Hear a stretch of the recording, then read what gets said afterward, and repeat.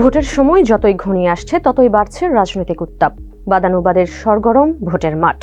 Voter টানতে প্রতিশ্রুতির সঙ্গে প্রতিপক্ষকে ঘায়েল করতেও ছাড়ছেন না প্রার্থীরা। আর এখানটাতেই সবচেয়ে বেশি তোপের মুখে পড়তে হচ্ছে ঋণগ্রস্ত প্রার্থীদের। নির্বাচন কমিশন প্রার্থী হিসেবে চূড়ান্ত অনুমোদন দিলেও প্রতিপক্ষকে ঘায়েল করার এই সুযোগ লুফে নিতে ভুল করছেন না বিরোধীরা। এই ঋণগ্রস্ত প্রার্থী কারা, কোন দলে এ হার বেশি, চলুন জেনে আসা যাক। সঙ্গে আছি তামান্না খন্দকার। আসন্ন ত্রয়োদশ জাতীয় সংসদ নির্বাচনে 51টি রাজনৈতিক দল এবং স্বতন্ত্র মিলিয়ে 300 আসনে লড়ছেন মোট 1981 জন প্রার্থী, যা কিনা অন্য যে কোনো বারের চেয়ে বেশি। আর এই প্রার্থীদের মধ্যে শতকরা 25.57% ঋণগ্রস্ত, যার পরিমাণ 18,868.52 কোটি টাকা।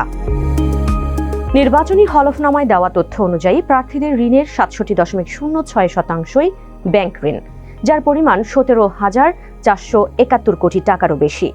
আর এসব ঋণের শতকরা 61% ব্যক্তিগত, বাকি 1,396 কোটি টাকা ব্যক্তিগত ও অন্যান্য ঋণ। এর মাঝে কোনো প্রতিষ্ঠানের চেয়ারম্যান ও ম্যানেজিং ডিরেক্টর হওয়ার সুবাদেও অনেকের মাথায় ঋণের বোঝা আছে। এবার দেখা যাক ঋণগ্রস্ত প্রার্থীদের কে কতটা মনোনয়ন দিয়েছে। এক্ষেত্রে অবশ্য বাংলাদেশ জাতীয়তাবাদী দল বিএনপির ঋণগ্রস্ত প্রার্থীর হারই সবচেয়ে বেশি। বিএনপির 288 জন প্রার্থীর মধ্যে শতকরা 59.41% ঋণগ্রস্ত সংখ্যায়, যার পরিমাণ 171 জন। ঋণগ্রস্তের তালিকায় পরের অবস্থানে স্বতন্ত্র প্রার্থীর হার। 249 জন স্বতন্ত্র প্রার্থীর মধ্যে শতকরা 32.79% ঋণগ্রস্ত। এরপর জাতীয় পার্টির 192 জন প্রার্থীর মধ্যে দায়গ্রস্তের পরিমাণ 26.97%। বাংলাদেশ কমিউনিস্ট পার্টির এ হার 25%। এবছর মোট 224 আসনে প্রার্থী দিয়েছে জামায়াতে ইসলামী, যার মধ্যে 22.26% ঋণগ্রস্ত সংখ্যায়, যার পরিমাণ 50 জন। এরপর এবি পার্টির 30 জনের মধ্যে ঋণগ্রস্তের হার শতকরা 19.23%।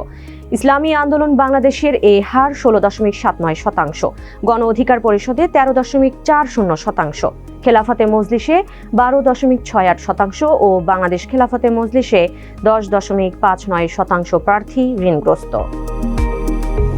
এবার দেখা যাক কাদের দেনার পরিমাণ সবচেয়ে বেশি। ঋণ গ্রহণের শীর্ষ 10 জনের 8 জনই বিএনপির। এক্ষেত্রে সবচেয়ে এগিয়ে ব্রাহ্মণবাড়িয়া 1 আসনের স্বতন্ত্র প্রার্থী SAK একরামুজ্জামান। এই প্রার্থীর একা ঋণের পরিমাণ 3,155.75 কোটি টাকা। তালিকায় দ্বিতীয় স্থানে অবস্থান হবিগঞ্জ 4 আসনের বিএনপি মনোনীত প্রার্থী SM ফয়সালের। এ প্রার্থীর ঋণের পরিমাণ 2,041.48 কোটি টাকা।